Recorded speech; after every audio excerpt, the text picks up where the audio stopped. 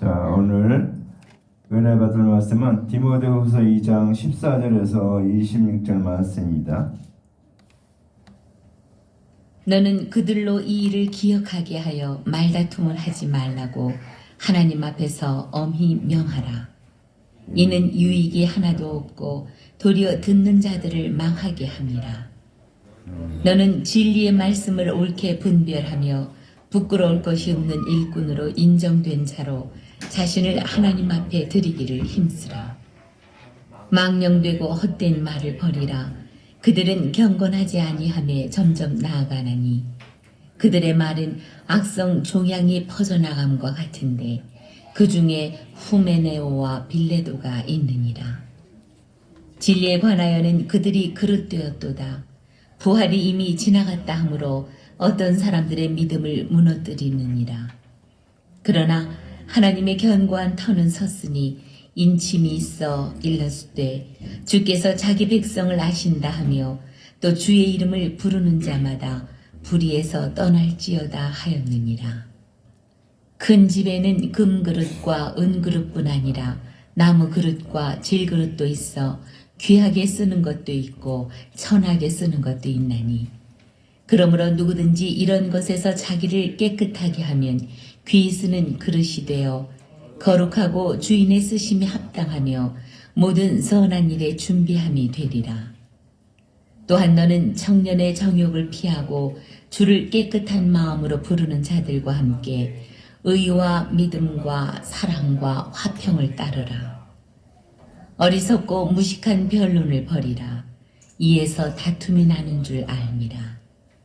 주의 종은 마땅히 다투지 아니하고 모든 사람에 대하여 온유하며 가르치기를 잘하며 참으며 거역하는 자를 온유함으로 훈계할지니 혹 하나님이 그들에게 회개함을 주사 진리를 알게 하실까 하며 그들로 깨어 마귀의 올무에서 벗어나 하나님께 사로잡힌 바 되어 그 뜻을 따르게 하실까 함이라.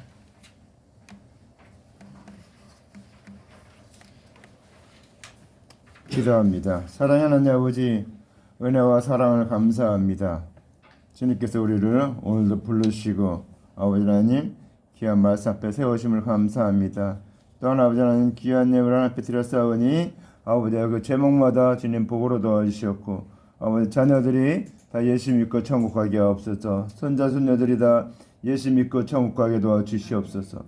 아버지 하나님 학업 중에 있는 자들에게는 아버지 하나님 100% 장학금으로 공부할 수 있는 길을 열어주심을 감사합니다.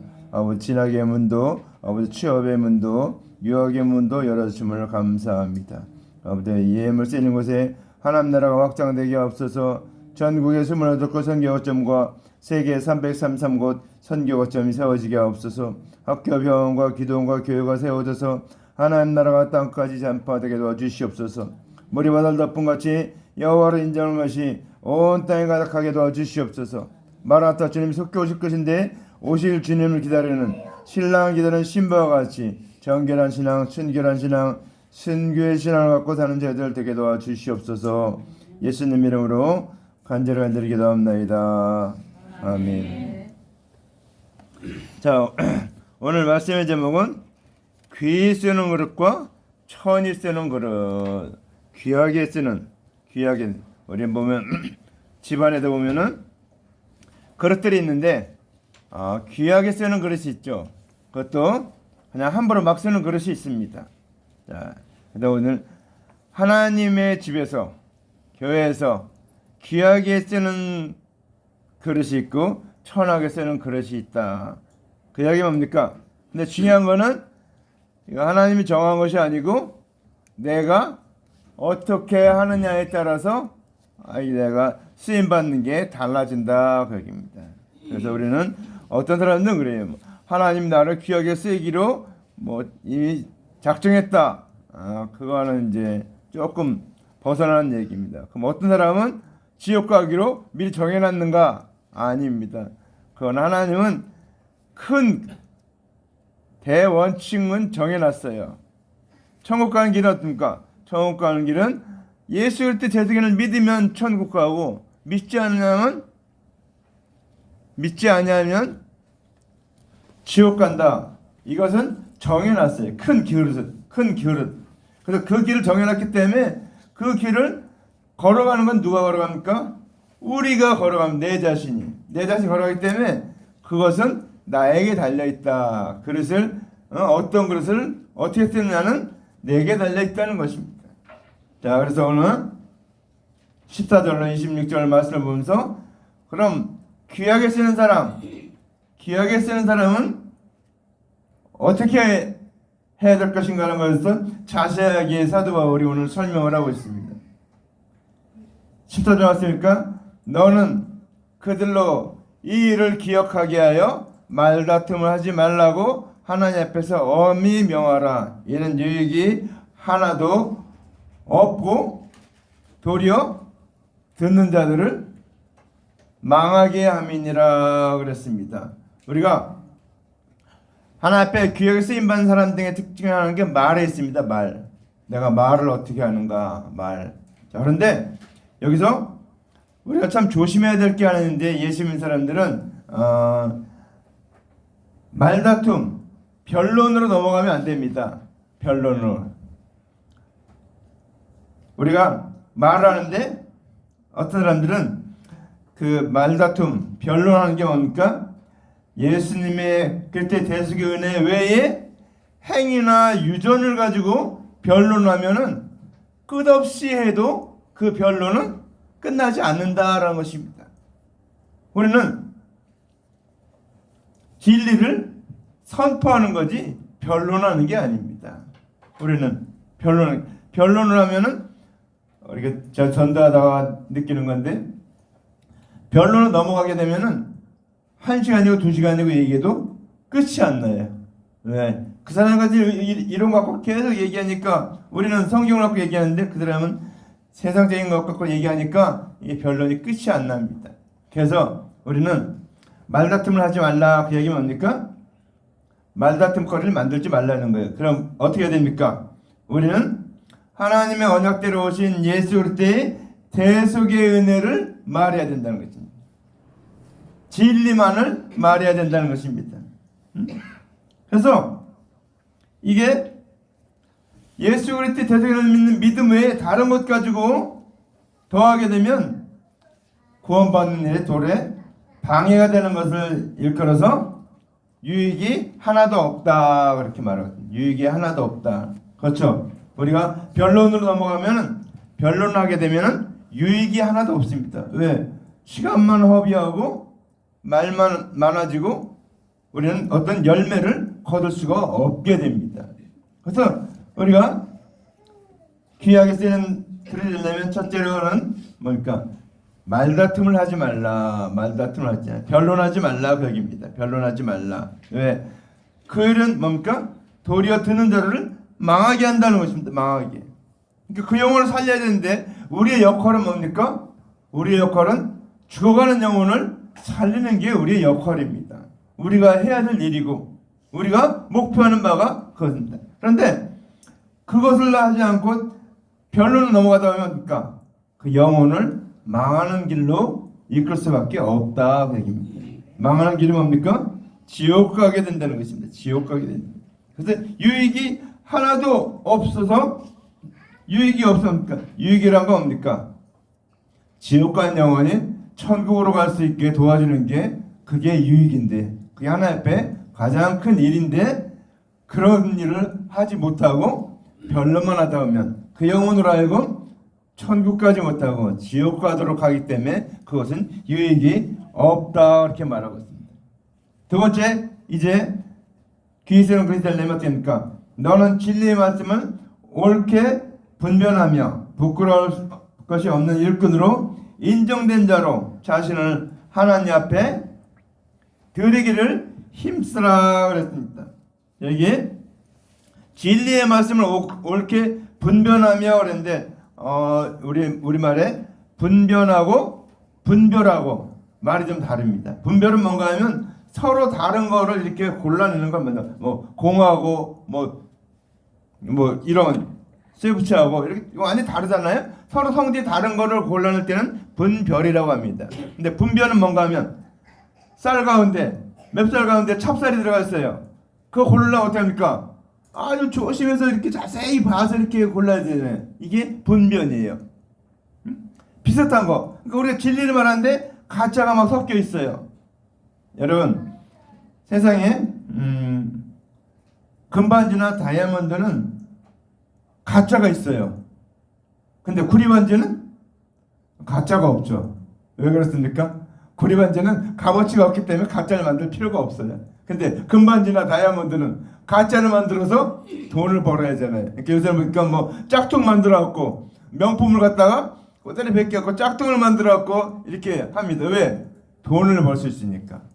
우리가 진리를 말하는데 진리를 잘 가려내야 된다는 것입니다. 여기 진짜인지 아닌지 이걸 잘 분별해야 되니까. 그래서 오늘 사도 바울은 디모데에게 뭐랍니까? 내가 진리의 말씀을 옳게 분별하며 진리의 말씀을 바로 판단해야 된다는 것입니다. 이게 진짜인가 아닌가? 응? 그래서 우리는 우리 주변에 그런 자들이 많죠. 이단들이 많습니다. 우리나라에 뭐 자칭 예수라고 하는 사람이 100명이 넘는다고 합니다. 100명이. 재림 예수라고. 제가 몇 달 전인가요? 어떤 서신을 받았는데 재림 예수라고 해서 이렇게 뭐가 왔어요. 근데 보니까 그 사람은 그 재림 예수라고 한 사람은 또 죽었어요. 그래서 웃으면서 재림 예수가 와서 죽는구나. 가짜. 이단들이 굉장히 많아요. 그런 것들을 보내면서. 응? 그래서 우리는 이거를 우리가 잘 분별하는 방법은 어떤 건가 하면 내가 그리스도의 대속의 은혜를 믿음으로 구원을 받고 또 남에게 그리스도의 대속의 은혜를 가르칠 자로 복음 전할 자로 삼는 것을 두고서 오늘 부끄러울 것이 없는 일꾼으로 인정된 자로 자리를 하나님 앞에 드리기를 힘써라. 그러니까 내 자신이 하나님이 인정되는 일꾼 뭡니까? 내가 먼저 그리스도의 대속의 은혜를 믿고 그 다음에 그리스도의 은혜를 가르쳐서 그 사람 다른 사람을 복음 전할 일꾼으로 세우는 것이 그것이 주님이 기뻐하시는 주님이 인정하시는 사람이다라는 것을 말하고 있습니다. 그 다음에 세 번째 뭡니까? 오늘 하나님께 귀하게 쓰임받는 사람의 특징이 뭡니까? 망령되고 헛된 말을 버리라. 그들은 경건하지 아니하며 점점 나아가나니 그랬습니다. 망령되고 헛된 말을 버리라고 그랬습니다. 망령되고 헛된 말. 성경에서 망령된다, 헛된다. 이건 뭡니까? 그때 대속의 은혜가 아닌 거를 망령되고 헛된 것이라고 얘기를 하고 있습니다. 대속의 은혜 외에 다른 교훈을 가지고 구원의 교훈을 삼아서 가르치지 말 것을 두고서 망령되고 헛된 말을 버리라 이렇게 말하고 있습니다. 왜 그렇습니까? 우리가 성경을 잘 깨달아야 되는데 잘 알아야 되는데 중요한 게 뭡니까? 예수님께서 말합니까? 너희가 성경을 알거니와 이 성경이 곧 내게 대하여 증거하는 것이로다 그랬습니다. 그러니까 성경은 뭡니까? 성경 66권은 예수 그리스도에 대해서 증거하는 말씀입니다. 왜 그렇습니까? 하나님이 언약하시기를 구약에는 하나님이 언약을 하셨는데 언약이 뭡니까? 언약은 예수 그리스도를 이 땅에 보내셔서 아담하가 범죄한 다음에 예수 그리스도를 이 땅에 보내셔서 우리의 죄를 사하시고 영생 얻는 길을 이끌 것을 약속하셨습니다. 그래서 그것이 어떻게 되는가? 그것이 구약의 예언자들이 선자들이 계속해서 오실 메시아에 대해서 설명하고 있습니다. 근데 안 믿어요. 안 받아들여요. 결국 나중에 그러니까 예수님이 오셔서 얘기하는데도 믿지 않잖아요. 예수님 오셔서 예수님 자신에 대해서 내가 곧 길이요 진리요 생명이니 나로 말미암아 지키는 아버지 결정가 없느니라 선포하는데도 믿지 않는 거예요. 왜? 그건 제가 나중에 시간 되면 얘기했지만 예수님이 태어난 것이 메시아. 근데 메시아가 어디서 태어나냐면 베들레헴에서 태어납니다. 베들레헴. 그렇게 예언되어 있어요. 베들레헴 에브라다야 너는 비록 작을지라도 내게서 이스라엘 나라에는 목자가 나올 것이라 이렇게 기록하고 있습니다. 근데 예수님이 어디서 태어났습니까? 베들레헴 태어났는지 우리는 알고 있어요. 근데 유대인들은 몰라요. 왜? 예수님이 갈릴리 유다에서 나사렛에서 그 아버지 요셉하고 마리아가 결혼했는데 갑자기 뭡니까? 황제가 로마 황제가 다 본토 고향에 가서 호적을 정리하라고 그러니까 호적 정리하러 베들레헴에 갔습니다. 베들레헴에 갔을 때 예수님을 낳고 이제 헤롯을 죽이려고 하니까 애굽으로 도망갔다가 헤롯이 죽으니까 다시 왔는데 베들레헴에 있지 않고 원래 살던 나사렛. 그래서 예수님이 나사렛 예수라고 얘기하고 있죠. 근데 실제 고향은 베들레헴입니다. 우리로 말하면 아기 낳을 때 미국으로 가서 잠깐 갔다가 미국에서 아기 낳으니까 그 영주권을 주잖아요. 미국 그 시민권. 그럼 다시 한국으로 오죠. 그 원정 출산인데 예수님은 그런 식으로 됐다는 것입니다. 이게 베들레헴으로 가서 아기를 낳고 애굽으로 피했다가 다시 나사렛으로 왔기 때문에 예수님의 고향이 베들레헴이라고 아는 사람은 예수님과 그 부모님하고 그 다음에 누구죠? 동방박사 그들하고 그 다음에 예수님 태어나는 걸 천사들에게 직접 들은 목사들밖에 몰라요. 그러니까 예수님의 고향이 베들레헴이라는 것을 모르기 때문에 유대인들은 예수님 죽을 때까지도 메시아라고 인정을 안 하는 거예요. 왜? 베들레헴에서 안 태어났기 때문에. 그래서 빌립이 뭐라고 할까? 빌립이 자기 나다나에 가서 예수님이 메시아다 그렇게 얘기하니까 그거 뭘까? 나사렛에서 무슨 선한 것이 날 수 있겠느냐? 그러니까 모든 유대인들 그렇게 공부 많이 하고 율법을 잘하는 이 유대인들이 전부 다 메시아가 예수님이 베들레헴 태어난 것을 모르고 있다는 사실입니다. 감춰져 있으니까 성경에서 감춰진 비밀 중에 하나가 뭐냐면 예수님이 베들레헴에서 태어난 것입니다. 그게 감춰져 있기 때문에 사람들이 메시아를 발견하지 못하고 예수님이 부활한 다음에도 유대인들은 예수님을 만날 수가 없었다는 겁니다. 그러니까 우리가 진리를 알아야 되는데 진리를 알지 못하게 이렇게 감춰진 것이 많이 있다는 것입니다. 근데 특별히 오늘 그래서 예수님이 하신 말씀이 전부 다 진리의 말씀이라는 것입니다.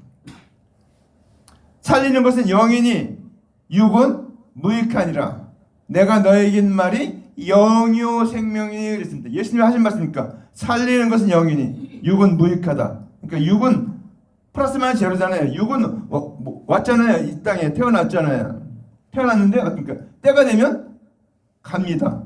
근데 그 육체는 어떻게 하면 흙으로 돌아가요. 흙으로. 근데 영혼은 어떻습니까? 영혼은 흙으로 돌아가지 않습니다. 영혼은.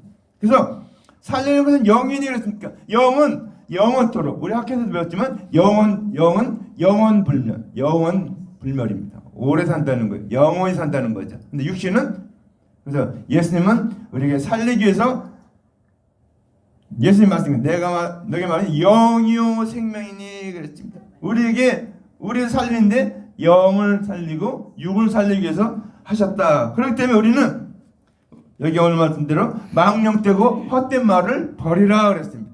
그럼 뭘 말해야 합니까? 진리를 말해야 됩니다. 예수 그리스도의 대속연에 대해서 말해야 되고 영혼에 대해서 말해야 되고 구원에 대해서 말해야 되고 영생에 대해서 말해야 되고 하나님 나라에 대해서 말해야 됩니다. 오늘 망령되고 헛된 말을 버리라는 것은 뭡니까? 그 말을 하면 경건함, 구원함에 이르지 못한다는 것입니다. 망령되고 헛된 말은 그러니까 다른 영혼을 다 지옥 가도록 할 수밖에 없다는 것입니다. 그러게 우리는 망령되고 헛된 말을 버려야 되니까. 우리 말이 굉장히 중요해요. 여러 가지 사람들이 다른 열매를 말하는데 가장 중요한 게 뭡니까? 우리 입에서 나오는 말이 우리 열매의 열매, 우리 삶의 믿음의 열매입니다. 내가 어떤 말을 하고 있는가? 그게 내 삶의 열매입니다. 그래서 우리는 이 말씀입니다. 망령되고 헛된 말을 버리라. 그 말입니까? 예수 그리스도의 대속연회 외에는 쓸데없는 다른 것 가지고 구원 얻겠다고 이렇게 말하지 그렇게 가르치지 말라 그 얘기입니다. 그렇죠? 우리가 그렇게 이게 버려야 되는 이유가 뭡니까? 그 뭡니까? 그렇게 해야만 우리가 구원에서 멀어지지 않는다 그 얘기입니다. 자, 그 다음에 17절 말씀이니까 그들의 말은 그러니까 망하는 사람들의 말입니다. 망하는 사람의 말은 악성 종양이 퍼져나간 것 같은데 그 다음에 여기 그 중에 후메네오와 빌레도가 있느니라. 이게 이제 좀 타락한 하나님 말씀 대적하는 두 사람 중에 사람들 중에 두 명입니다. 후메네와 빌레도. 이 사람들은 어떻습니까? 우리가 왜 독한 창질에 이렇게 질병으로 넘어가게 되는가? 그것은 뭡니까? 자기가 율법의 행위를 자랑하는 사람을 말하는 겁니다. 내가 율법을 행위를 지켜서 의롭다 하고 자신의 행위를 자랑하게 되면 어떻게 됩니까? 그 자랑에 취해서, 그러니까 바리새인들, 그 다음에 서기관들, 그 다음에 관원들이 자기가 율법을 더 많이 지켰다고, 사람들에게 많이 지켰다고 자랑을 합니다. 그러면서 율법을 못 지킨 세리와 창기에 대해서 뭡니까? 구원함에 이르지 못한다, 그렇게 얘기를 하고 있죠. 그들은 죄인이라고 정죄합니다.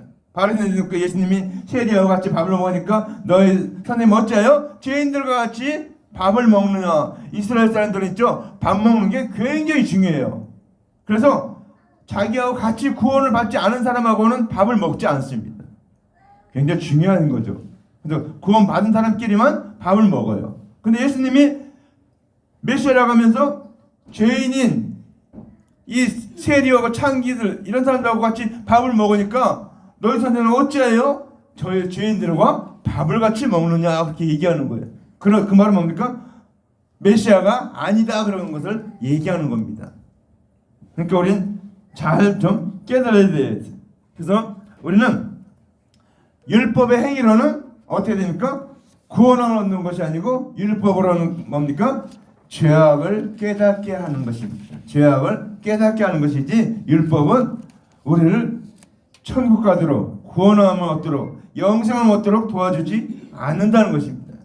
예수님, 하나님 아버지께서 이 하나님의 말씀을 두 가지 주셨는데, 하나는 영생의 말씀을 주셨고 하나는 율법의 말씀을 주셨습니다. 근데 왜 두 가지 줬는가? 율법의 말씀을 통해서는 우리가 내 자신이 죄인인 것을 깨닫고 하나님의 은혜 앞으로, 그때 대속의 은혜 앞으로 나오도록 하기 위해서 율법을 준 겁니다. 율법을 지켜서 권하는 것이 아니에요. 율법은 지켜서 권하는 것이 아니기 때문에 우리는 율법을 지켜서 권한다. 우리는 본래 죄인이기 때문에, 태어나면서부터 아담하와 지은 죄로 말미암아 본래 죄인이기 때문에 그 죄값을 갚기 전에는 어떠한 일을 해도 우리는 죄인에서 벗어날 수가 없습니다. 그래서 우리는 그것을 잘 알아야 됩니다. 그래서 우리가 이렇게 망령되고 헛된 말을 버려야 된다. 왜? 그걸로는 구원 얻지 못한다. 내가 아무리 선행을 많이 하고 착한 일을 많이 하고 한다 할지라도 내가 예수 그리스도의 대속의 은혜, 예수님 십자가의 은혜를 내가 믿지 않으면, 그 예수님을 나의 주님으로 영접하지 않으면 우리는 무슨 일을 해도, 아무리 선한 일을 해도 천국 갈 수 없다는 것입니다. 그래서 우리가 특별히 그 천주교에서 사람들이 막 선행을 굉장히 강조합니다. 그래서 선행을 굉장히 강조하고 중세시대 때는 성전을 지을 때, 그 천주교 성전을 지을 때 거기에 돈을 땡그랑 들어가면 지옥에 있는 영혼이 천국으로 올라간다, 이렇게까지 얘기를 했죠. 그렇게 선을 강조했는데 구원 얻지 않은 사람이 아무리 많은 선행을 해도 천국 갈 수 없다는 것입니다. 자, 그러면서 18절 말씀에 진리에 관하여는 그들이 그릇되었도다. 부활이 이미 지나갔다 하므로 어떤 사람들의 믿음을 무너뜨리니라. 부활은 언제 됩니까? 저를 분명히 알아야 되는데, 진리의 말씀을 잘 알아야 되는데, 부활은 예수님이 다시 우리가 오실 때, 재림에 오실 때 우리 죽은 자는, 무덤속에 있는 자들은, 죽은 자는 살아나고 부활하고 살아있는 자는 변화되는 것입니다. 그때 마지막 때 일어날 사건이 부활과 재림의 사건입니다. 변화의 사건이에요. 우리가 그때 우리가 변화됩니다. 지금은 우리가 이 육신을 입기 때문에 하나님을 100% 다 알 수가 없어요. 우리가 모든 걸 아는 것이 제한을 받고 있습니다. 그래서 우리 오감, 보는 거, 듣는 거, 맛보는 거, 냄새 맡는 거, 느끼는 거, 이 모든 것이 제한을 갖고 있죠. 얼마 몇 미터 벗어나면, 보는 것도 몇 킬로 이상을 벗어나면 보이지 않죠. 우리는 그렇게 제한을 갖고 있기 때문에 아는 것에도 그렇게 제한을 갖고 있을 수밖에 없습니다. 만약에 내가 이 아는 게 요만큼 알고 있다, 요만큼 알고 있다, 전체 문제에서 요만큼 알고 있다면 요 나머지를 제외한 전부는 우리가 모른다 그 얘기입니다. 모르는 거. 그러니까 우리 사실 모르는 게 더 많아요. 근데 사람들은 모든 걸 다 알고 있는 것처럼 생각을 했는데 우리는 모르는 게 더 많다. 근데 어떻습니까? 그때는 재림 때는 예수님이 재림에 오실 때는 그때는 어떻습니까? 우리가 변화되는데 어떤 모습으로 변화되는가? 주님과 같은 모습으로 변화된다는 거예요. 예수님과 같이. 예수님이 변화됐을 때, 부활했을 때 어떻게 됐습니까?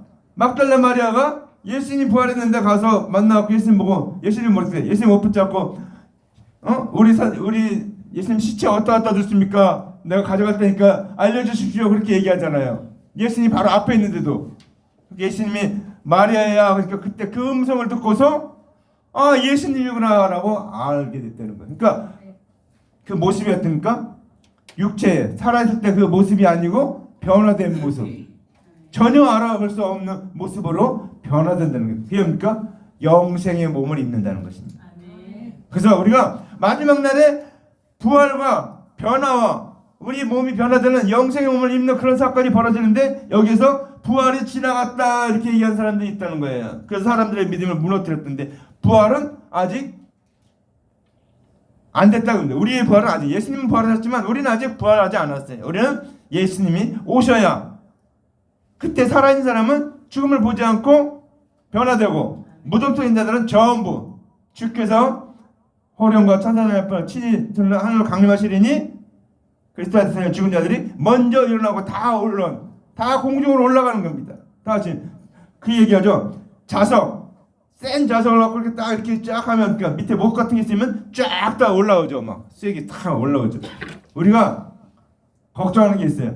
예수님 오실 때, 재림하실 때 나는 혹시 못 올라가지 않을까 걱정하지 마십시오. 우리 예수 그리스도의 대수를 믿으면은, 주님의 은혜를 믿으면, 예수님을 나의 주님을 믿으면은 내가 구원함을 얻었기 때문에, 예수님이 내 안에 계시기 때문에 우리는 주님이 그때 오실 때 전부 들림받아 올라간다는 사실입니다. 죽은 자는 부활해서 들림받고 살아있는 자는 변화돼서 들림받아서 그 주님과 영원히 함께 있는 것입니까? 우리가 영원한 모습으로 변화되어서 영생의 몸을 입고 그 예수님과 영원히 살게 된다는 것이, 그것이 천국입니다. 우리 천국 가면 막 엄청나게 막 요한계시록에 나와 있는 그런 모습을 얘기했는데 왜 그런 모습으로 설명을 하는가? 물론 그런 모습이 있을 수도 있겠지만 그렇게 설명하는 이유는 이 땅에서 가장 좋은 것을 가지고 다 설명해도 설명할 수 없는 것이 천국이라는 것이에요. 그렇죠? 예수님은 그러니까 너희가 땅의 일을 말하여도 믿지 아니하거든 하물며 하늘의 일을 말하면 너희가 어찌 믿으리오, 이렇게 얘기했잖아요. 그렇죠? 이 땅의 일하는 일을 가지고 그걸 얘기했는데도 못 알아듣는데 저 하늘나라 얘기를 얘기하면, 예수님이 죽으시고 부활하시고 승천하시고 재림하시고 이 이야기를 하면 너희가 어떻게 믿겠느냐, 그 얘기입니다. 그러니까 우리는 진리에 대해서 바로 알아야 됩니다. 근데 요즘 뭐 재림 예수였고 그런 사람들이 많이 있는데 자기가 재림 예수다, 예수님 재림하셨다 그러는데, 재림한 했지만 가서 물어보세요. 당신 부활했습니까? 변화됐습니까? 당신 영생의 몸을 입었습니까? 물어보세요. 다 가짜예요. 다. 재림 예수라고 지금 하는 사람은 전부 다 가짜입니다. 왜? 주님이 오실 때는요 모든 사람이 다 알게 옵니다. 뭐랍니까? 번개가 동에서 서에서 번쩍인 것죠. 동에서 번쩍하면 서에서 다 보이죠. 다. 그러니까 주님의 오심도 그렇다는 거예요. 모든 사람이 다 알게 오시지 물론 어느 때 오시는지 모르죠. 어느 때 오는 건 모르지만 예수 믿는 사람들은 거의 알게 오지만 믿지 않다는, 이제 도적같이 온다는 겁니까? 전혀 생각지 못할 때 오는 것입니다. 예수 안 믿는 사람들은 노아 때 같이 시집가고 장가가고 세상 일에 바쁘고 그럴 때 주님이 오신다는 거예요. 그러니까 대비하고 있지 못할 때, 예수 안 믿는 사람은 대비하고 준비하고 있지 못할 때 주님이 오신다는 겁니다. 그렇죠? 근데 예수 믿는 사람은, 우리는 우리 안에 주님이 계시기, 우리는 주님 말씀대로 진리 가운데 살다 보니까 영이 깨어있기 때문에 주님을 영접할 수 있다는 것입니다. 자, 그런데 그 다음에 19절에 보니까 그러나 하나님의 견고한 터는 섰으니 인침이 있어 일렀으되 주께서 자기 백성을 아신다 하며 또 주의 이름을 부른 자마다 불에서 떠날지어다 하느니라. 그렇죠? 우리가 예수께서 대속제물로 죽으시고 죽은 자 가운데 살아나심으로 말미암아 이제 예수를 하나님께서 보내신 그리스도로 믿을 만한 증거가 됐다라는 것입니다. 그렇죠? 예수님이 메시아라는 증거가 뭡니까? 살아나셨어요.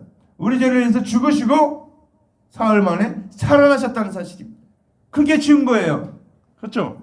이게 믿을 만한 증거가 된 거고 이게 하나님의 견고한 터가 섰다 이렇게 설명하고 있습니다. 그렇죠? 그 다음에 또 한 가지 뭡니까? 대속연을 믿는 자들에게는 성령이 임함으로 말미암아 다른 사람이 거짓 복음을 전해도 미혹되지 않는 것, 그것을 뭐라고 하냐면 인침이 있어. 인침이 뭡니까? 성령이 임하신 것을 인침이라고 얘기합니다.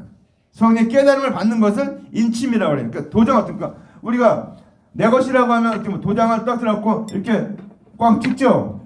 그렇죠? 자기 도장이 찍힌 거, 그거 하나님도 우리를 인쳤다는 겁니까? 성령이 임했다 그 얘기입니다. 성령이 임해서 내가 구원의 확신을 얻고 미혹되지 않는다 그 얘기입니다. 그동안은 미혹되지 않는다는 것을. 그래서 뭡니까? 지혜를 부른 자마다 구원에 이르지 못하는 교훈을 벗어날 것을 두고서 주의 이름을 부른 자마다 불의에서 떠나라고 얘기하겠습니다. 우리가 불의에서 떠나야 될 것을 말하고 있습니다. 예수님자는 불의에서, 그러니까 불의한 일이 있다 그러면 거기서 떠나야 됩니다. 떠나야 돼요. 우리를 가까이 있으면은 불의를 떠날 수가 없어요. 자, 그 다음 말씀.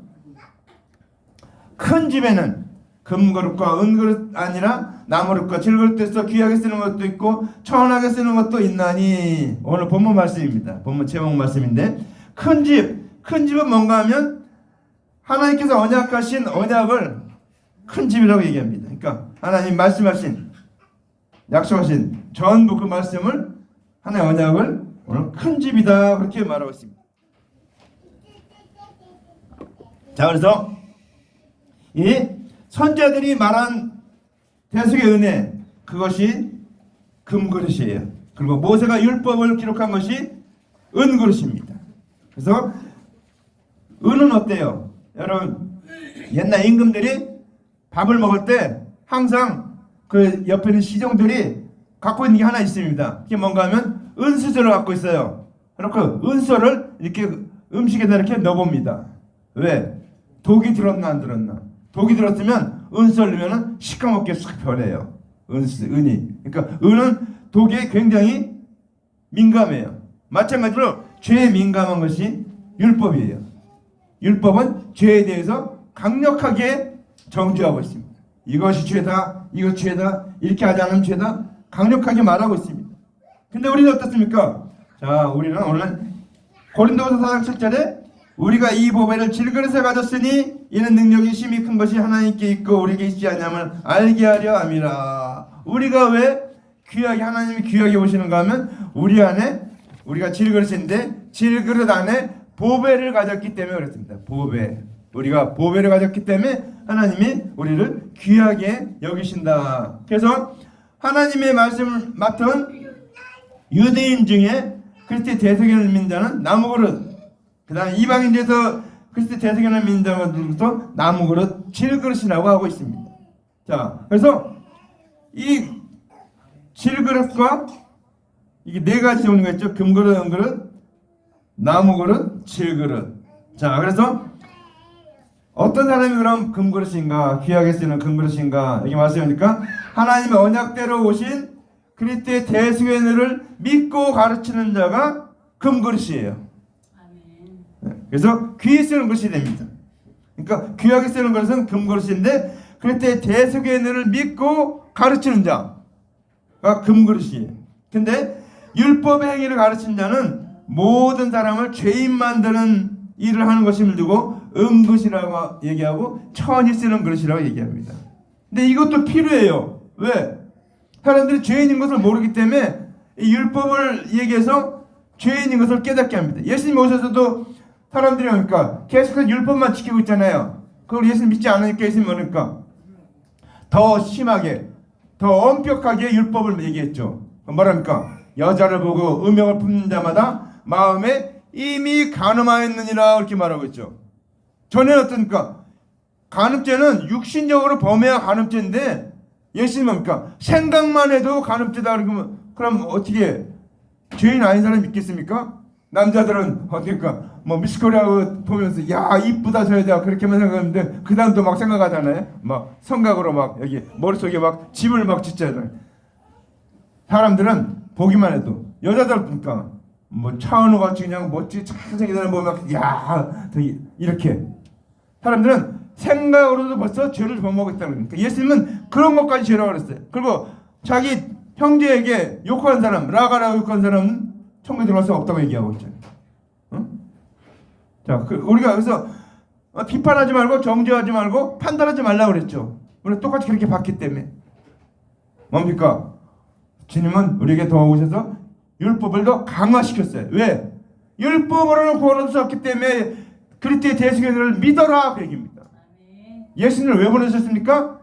아담과 같은 원죄에서 우리가 벗어날 수 없기 때문에 영원히 지옥 갈 수밖에 없기 때문에 그 죄에서 벗어나서 영생하는 길로 주님께서 가기를 원해서 자기 아들 예수 그리스도를 보내신 것입니다. 로마서 8장 30절에는 자기 아들을 아끼지 아니하시고 모든 사람을 내어주시니가 어찌 그러가 우리 모든 우리에게 은사로 주시지 아니하시겠느냐 그랬습니다. 아끼지 아니하시고 하나밖에 없는 아들인데 아끼지 않았다. 왜 아끼지 않았습니까? 여러분 그 생각해 본 적 있습니까? 왜 예수님을 아끼지 않고 내어줬을까? 하나밖에 없는데 제가 자녀가 8명인데 누가 뭐 한다고 자녀 한 명 달라고 하면 줄 수 있겠습니까? 못 줘요. 인간의 생각은 도저히 있을 수 없는 일입니다. 근데 주님은 하나님은 아들을 아끼지 않고 내어줬답니다. 왜 그렇습니까? 그 아끼지 않고 아들을 내어주면 그로 말미암아 구원하는 수많은 영혼들 그 영혼 말했습니까? 온천한 만물보다 귀한 한 영혼이라고 했죠. 그러니까 그 한 영혼 온천한 만물보다 귀한 그 영혼도 수많은 영혼들을 구원할 수 있기 때문에 하나님은 자기 아들을 아끼지 않았다고 얘기하고 있습니다. 그래서 우리는 어떻게?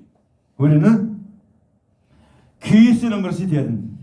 그래서 율법은 죄인 만들고 죄인으로 드러나게 하고 우리의 죄를 다 드러나게 하는 것이 율법의 역할입니다. 율법이 필요해요. 내가 죄인인 것을 모르는 사람들이 많아요. 왜? 묻어져 갖고 양심이 묻어지고 모든 게 묻어지고 세상 살다 보니까 묻어져 갖고 옛날에는 뭐 하나 이렇게 집어도 이게 양심에 꺼리끼는데 나중에 그러니까 남의 목숨을 죽이고 돈을 뺏어가도 이게 죄인이라는 것을 느끼질 않는 요즘 세상입니다. 사람들이 죄에 대해서 점점 묻어져 가고 있어요. 그러니까 그 죄에 대해서 신랄하게 그것이 죄악이 지옥에 가는 죄악이라는 것을 깨닫게 하는 것도 중요합니다.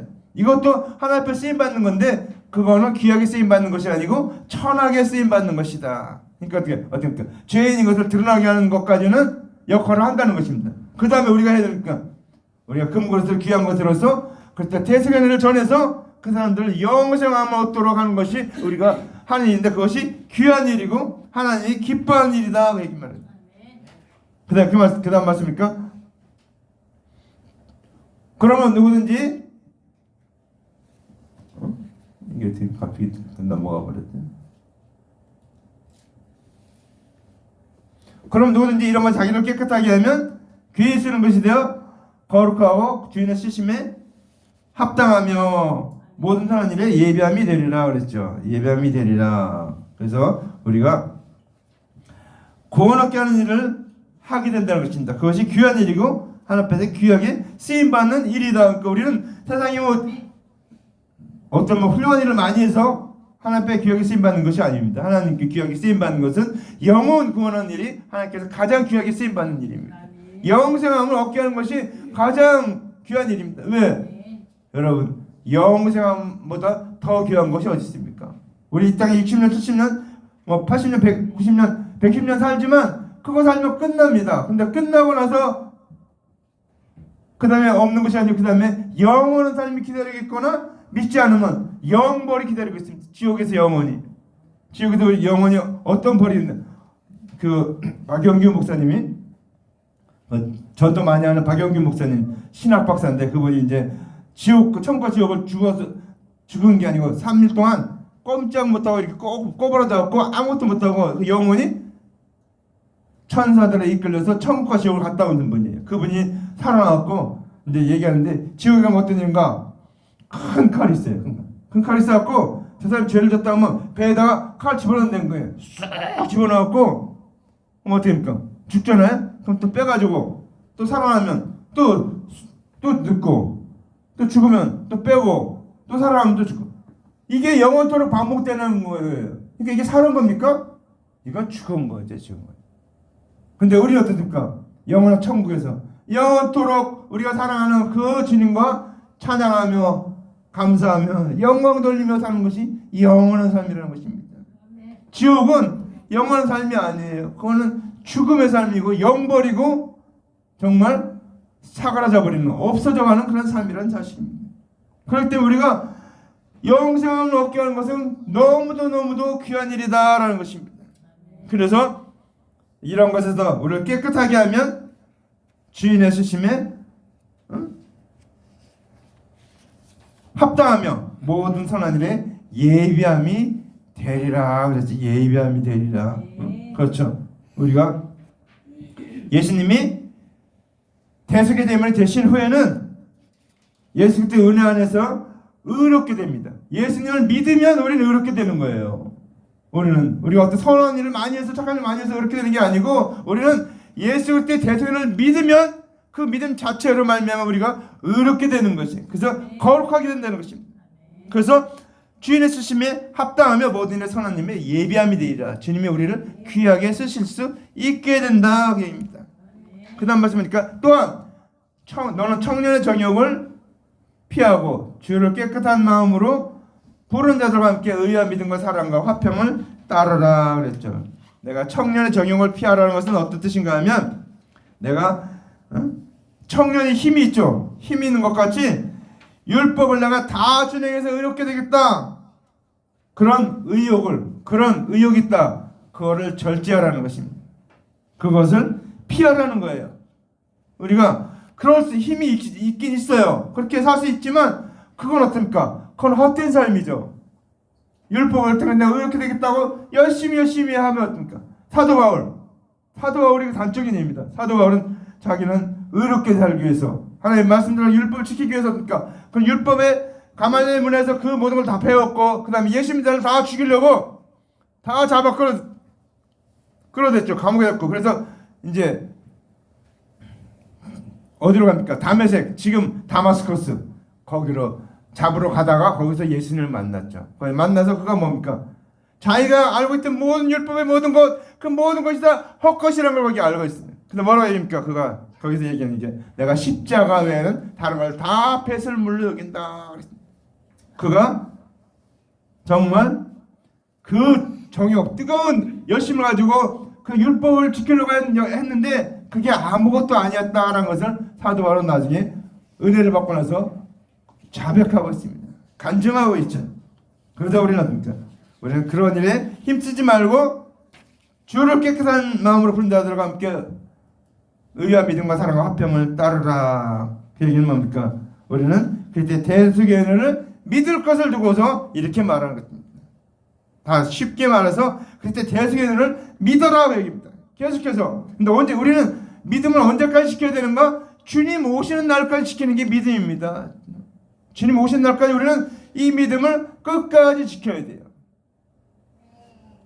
중간에 바꾸면 안 됩니다. 그럼 뭐라고 예수님입니까? 사람들 앞에 나를 부인하면 나도 너희를 하나님 앞에서 부인하리라 그랬죠. 그러니까 우리는 조심해야 됩니다.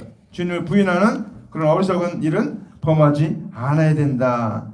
그 다음에 마지막 말씀해 보니까 어리석고 무식한 변론을 버리라. 이에서 다투는 줄 압니다. 아까 처음에 말한 말이죠. 변론을 하지 말라 그랬죠. 어리석고 무식한 변론을 버리라 그랬습니다. 그럴 때 대속인을 떠나서 그럴 때 대속인을 제껴놓고 구원의 교훈을 논하게 되면 분쟁과 다툼만 있다는 것입니다. 그러기에 우리는 참 조심해야 됩니다. 그래서 우리는 항상 말씀의 중심이 그럴 때 대속인을 중심으로 얘기해야 됩니다. 어느 목사님이 예를 들어서 하나 얘기했어요. 자, 호박꽃 비유를 얘기했는데 호박꽃이 있어요. 호박꽃 얼마나 핍니까? 제가 시골에서 한 10년밖에 안 살아갖고 13년인가요? 논산 가갖고 2000년부터 2013년까지 13년밖에 안 살아갔는데 그 앞에 호박 잔뜩 심어놨어요. 사람들이 호박꽃. 근데 호박꽃 있죠? 피었다가 얼마 안 있으면은 떨어져 버려요. 근데 어떻게 합니까? 벌이 날라와서 이렇게 수정한 꽃은 안 떨어져요. 그다음 그러니까 자라죠. 이렇게 자라갖고 호박이 열립니다. 근데 호박꽃은 한 제가 볼 때 한 7일이나 10일 되면 이게 안 되면 떨어져 버리는데 호박은 어떻습니까? 호박은 오랜 동안 보관되죠. 늙은 호박은 아주 오래 보관해갖고 그것도 뭐도 해먹고 뭐도 해먹는데 호박꽃, 우리 인생은 호박꽃 같다는 것입니다. 호박꽃 같은 인생인데 주님을 만나면, 예수님을 영접하면, 그때 대속연을 믿으면 우리가 호박이 된다는 것이에요. 영생함을 얻는다는 것입니다. 우리는 어떤 대화를 해도 무슨 일을 해도 말을 해도 결론이 그때 대속연을 얘기해 줘야 됩니다. 왜? 그 사람이 영생을 얻을 수 있는 기회가 그 사람 인생이 끝나기 전에 그 결론을 맺어야 됩니다. 그렇지 못하면 우리는 그래서 성경에 오면 인생길 다 가기 전에 그 옥졸하고 화해하라고 그러죠. 화해하라. 자기 죄의 문제를 해결하라는 것입니다. 우리가 가장 지혜로운 사람은 자기 죄 문제를 살아생전에 해결한 사람이고, 가장 미련한 사람, 어리석은 사람은 자기 생전에 그 죄의 문제를 해결하지 못해서 지옥 가는 사람이, 그 사람이 가장 무식하고 어리석은 자라는 것을 성경에 말하고 있습니다. 성경은 뭐 공부를 많이 했다고 해서 뭐 지혜롭다 명철하다 얘기하지 않습니다. 그때 대속연애를 믿고 구원함을 얻었냐 얻지 않았냐, 이것을 가지고 지혜롭냐 지혜롭지 않냐 이렇게 판명을 하고 있습니다. 24절 말씀에 마땅히 주의 종은 다투지 아니하고 모든 사람들의 오냐하며 가르치려면 참으며. 이것도 왜 그러니까 주의 종은 다투지 말라는 겁니까? 구원함을 시켜야 되는데 구원하지 못하고 다른 분쟁을 하게 되면 어떻습니까? 다른 분쟁하게 되면 그 사람 영혼을 망하게 한다는 것입니다. 그래서 다투면 안 돼요. 다투면 안 됩니다. 결론 넘어가면은 얘기를 끝내고 다음에 다시 만나서 얘기하는 게 좋습니다. 계속해서 얘기해봤자 변론만 되니까. 왜? 그 영혼 구원 얻기 위해서는 변론하지 말고 복음을 전해야 됩니다. 그때 대속연을 전해야 됩니다. 그래서 왜 그렇습니까? 이렇게 오늘 오녀 가르침을 참으라고 얘기했는데 왜 그렇습니까? 예수님은 어떻습니까? 예수님은 하나님의 언약에 순종하셔서 죽기까지 하면서 하나님의 은혜를 가르쳤죠. 구원에 이르도록 했다는 사실입니다. 그래서 우리 예수 믿자들은 그 예수님의 본을 따라서 그 믿지 않는 자들이 믿을 때까지 참고 기다리고 전도해야 된다는 것입니다. 왜? 그 영혼 구원 얻는 일이 가장 귀하고 고상한 일이기 때문에 그렇습니다. 그것이 주님이 가장 기뻐하는 일이고 주님이 원하는 일이라는 것입니다. 우리 육신은 없어지지만 우리 영혼은 없어지지 않고 영원히 있다는 것입니다. 근데 그 영혼이 지옥에 가느냐 천국에 가는 것은 우리의 선택에 달려있다는 것입니다. 우리가 어떻게 하느냐, 어떻게 가르치느냐, 어떻게 인도하느냐에 따라서 그가 천국 가는지 지옥 가는지 결정이 된다는 것입니다. 그것이 우리에게 달려있었어요. 그래서 성경은 너희는 왕같은 제사장이라고 그랬어요. 왕같은. 왜 왕같은 얘기야? 왕은 사명권이 있거든요. 왕은 사명권이 있어요. 그래서 저 사람 내가 전도해서 죄사함 받게 하면 어떨까? 그게 왕이잖아요. 내가 왕. 그 사람 죄사함 받게 하는 거니까. 왕같은 세상 일을 우리가 해야 됩니다.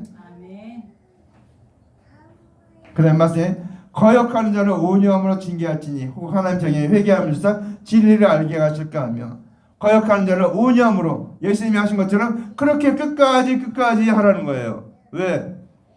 혹시 그 사람이 하나님이 회개함을 줘서 진리를 알게 하실까 하며, 그 사람이 구원 얻을지 안 얻을지 우리가 알 수 없잖아요. 그렇죠? 우리 지나가면서 지금 만났는데 저 사람이 구원 얻을지 안 얻을지 내가 전혀 알 수가 없어요. 그럼 어떻게 합니까? 끝까지 전도하라는 것입니다.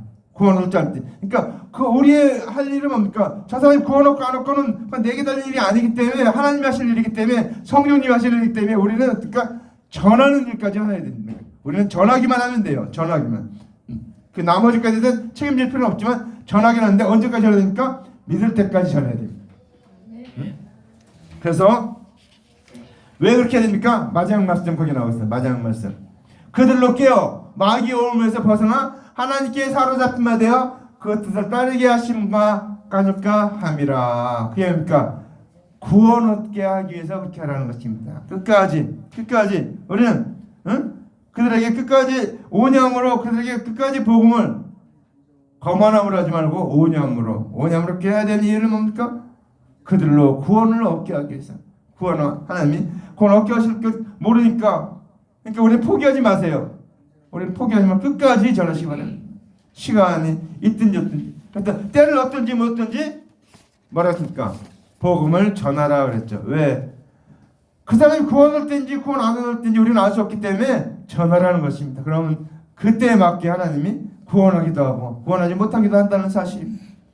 말씀을 정리합니다. 오늘 말씀 귀 쓰는 그릇, 천이 쓰는 그릇. 우리가 2025년도를 시작했는데 이제 첫째 날 신년 예배를 드리는데 오늘 이 말씀 나는 정말 귀 쓰는 그릇으로 사용되고 있는가?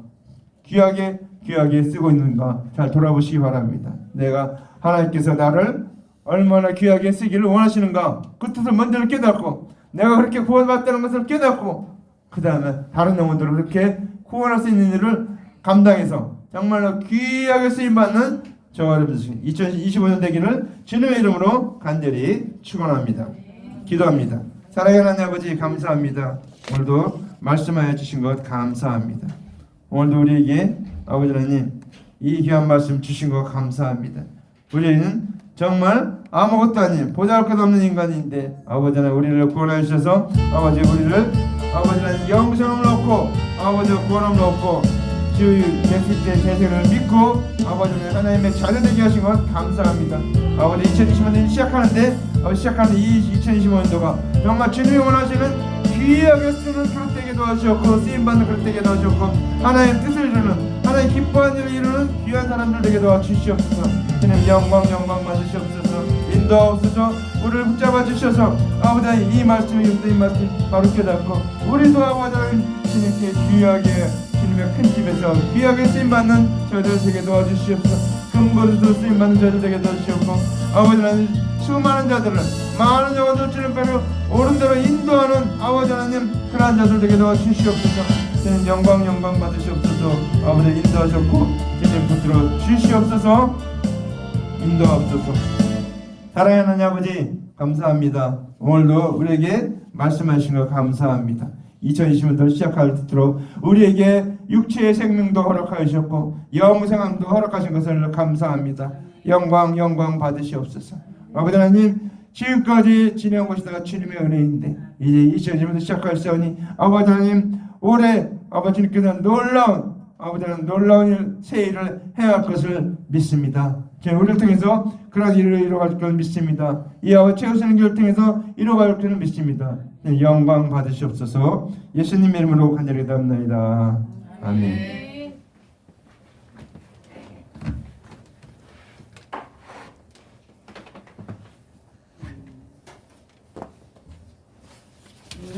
새 가족을 소개하는 시간 갖겠습니다. 하나님 기뻐하시는 시간입니다. 잠깐 일어나실까요? 아니면 나오실까요? 안 나오시면 그냥 나오셔도 됩니다. 그냥 일어나실래요? 우리 김종원 집사님 오셨고요. 우리 이선미 집사님 그리고 우리 정문선 전사님 잠깐 자리에서 일어나주세요. 일단 박수로 나와주시고 제가 한 분 한 분 좀 간략하게 소개해드릴게요.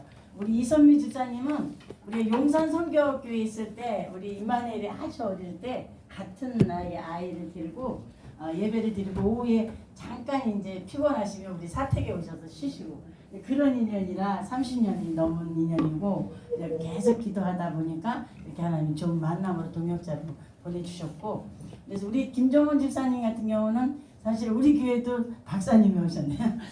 공학 박사님이세요. 그리고 우리 또 이선미 집사님은 남다른 또 여학의 달란트가 있어서 영어도 잘하시고 지난번에 이제 화요 우리 찬양 예배 때도 이제 많이 나오셨는데 찬양도 잘하시고 달란트가 많으세요.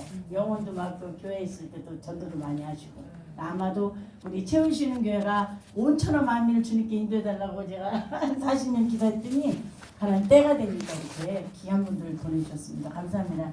자리 앉아주시고 우리 정문선 전사님은 인연이 2012년도에 제가 그 논산에 있을 때 인천을 오가면서 이게 인천역이죠. 이제 어린 전도연합회 간사하세요. 그래서 한 28년 정도 이렇게 한 30년이니까 10년만 해도 전문가인데 아주 베테랑 전도사예요. 어린이 전도협회. 그래서 그때 제가 오히려 전사한테 배웠습니다. 그래 교사 2단계 때 제가 패스를 못했죠. 그 중간중간을 못하면서도 아마 필요하니까 제게 그 관문을 통과해서 아마도 이때를 위해서 제가 그때 가지 않았을까. 우리 전사님 너무 귀한 분인데 정말 이제 앞으로 우리 교회에 이제 주일학교가 시작됩니다. 근데 제가 이제 생각을 해보니까 주일학교가 있어요. 우리 손주도 둘이라 금방 클 것 같고 우리 이혁선 집사님 로고니아 아직 이제 좀 멀지만 우리 한별이 뭐 한소리 3명에다가 동현이하고 동률이하고 2명에다가 이제 전도할 부분도 있고 그래서 우리가 이제 오늘 이제 나눠드린 그 기도 제목도 있지만 하여튼 일단 써서 우리가 전도해야 될 대상들 믿지 않는 부모, 형제, 일가 친척 모든 분들을 다 적으세요. 그냥 기도부터 하세요. 그리고 다 주님이 다 알아서 구원시킵니다. 그러니까 우리가 이제 어린이도 이제 주일학교를 하기 전에 이제 아직 없으니까 전사님 예배에 같이 동참하시고 이제 우리 기도하면서 이제 시작하려고. 그래서 너무 귀한 분들 오늘 오셨는데 다시 한번 우리 박수. 그리고 2학년은 이게 이제 신년이기도 하고 처음이기 때문에 또 새로 오신 분에게도 우리 저기 김순복 집사님 잠깐 일어나주세요. 네, 79세세요. 예, 개인적으로는 저희 고모님 되시지만 우리가 서울로 오기 전에 아마 서울로 오게 되면 내가 1호교인이 되겠다는 게 진짜 그 말대로 제가 서울로 오게 됐습니다. 그리고 기적처럼 이렇게 믿지 않았는데 이렇게 믿게 되셨어요. 불교 다 입적했던 거 띄시고 그러니까 그 70년의 세월을 다 버리시고 따라오셨어요. 다 같이 일어나서 축도하고 예배를 마치겠습니다. 여호와는 내게 복을 주시고 너를 지키시기를 원하며 여호와는 그 얼굴을 내게 주사 은혜 베푸시기를 원하며 여호와는 그 얼굴을 내게 향해서 평강 주시기를 원하노라. 이제는 우리 구주 예수 그리스도의 은혜와 하나님 아버지의 놀라우신 사랑하심과 성령의 교통내주 충만 인도 위로 역사하심이 오늘 귀 쓰는 그릇과 천이 쓰는 그릇 이 말씀 듣고 2025년도 귀하게 쓰임받는 그릇으로 아버지 하나님 살아가기를 마음에 결심하고 작정하고 나아가는 하나님의 아들 딸들 머리 위에 이제로부터 영원토록 함께 있을지어다. 아멘.